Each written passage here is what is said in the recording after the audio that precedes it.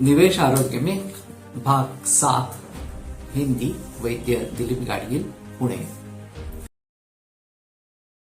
कर्ण यानी कि संस्कार। तो मूल जो गुणधर्म है उसमें संस्कारों के जरिए परिवर्तन आ सकता है। जैसे कि कोई चीज को धोना, चावल धो लेना, फिर उसको पानी में भिगो देना, फिर उसको पचाना, या फिर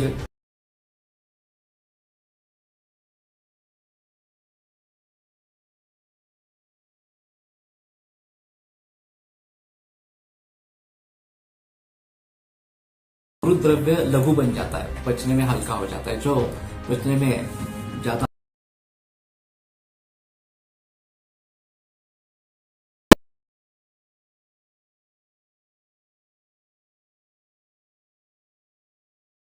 है उनको ध्यान में रखते हुए आगे सोचना है। जैसे कि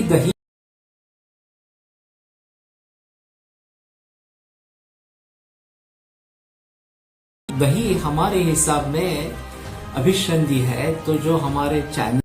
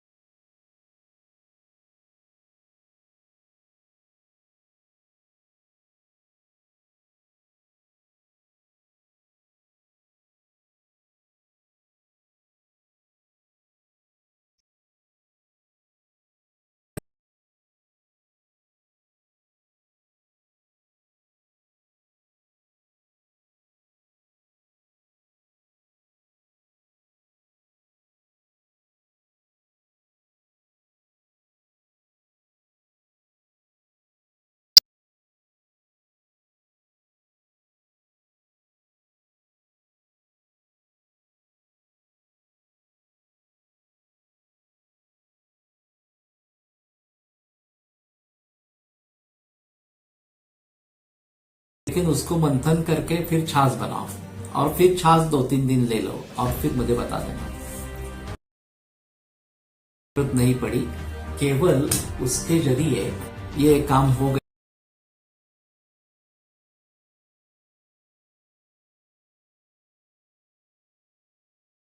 तो ये एक अहम मुद्दा इस प्रकार का है।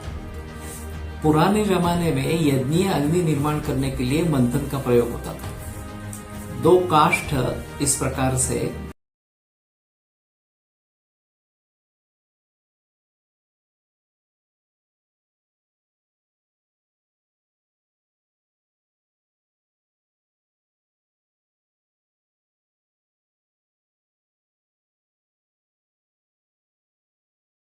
पुराने तरीके से जब हम मंथन करते हैं, हाथ से करते हैं या डोरी का प्रयोग करते हैं, तो वो दोनों दिशाओं में घूमता है, दाहिने से बाएं, बाएं से दाहिने, इस प्रकार से।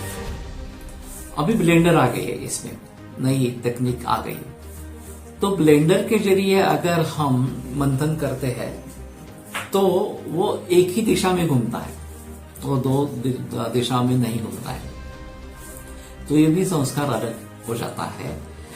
और वैसे उसका वेग भी बहुत ज्यादा है, स्पीड जो है उसका ब्लेंडर का वो बहुत ज्यादा है। ब्लेंडर हो, मिक्सर ग्राइंडर हो या अन्य कोई चीजें इस प्रकार की हो, अन्य कोई संस्कार हो, उन सभी में मानव जीवन से सुसंगत जो स्पीड है वो हमारे हाथ का ही है। तो बेहतर ऑप्शन हाथ से ही करें। एक तो दोनों दिशाएं में घूमता है, ये एक महत्वपूर्ण मुद्दा है, और उसका वेग कम रहता है, तो वो मानव जीवन के लिए, मानव के उपयोग के लिए अच्छा इस प्रकार का है।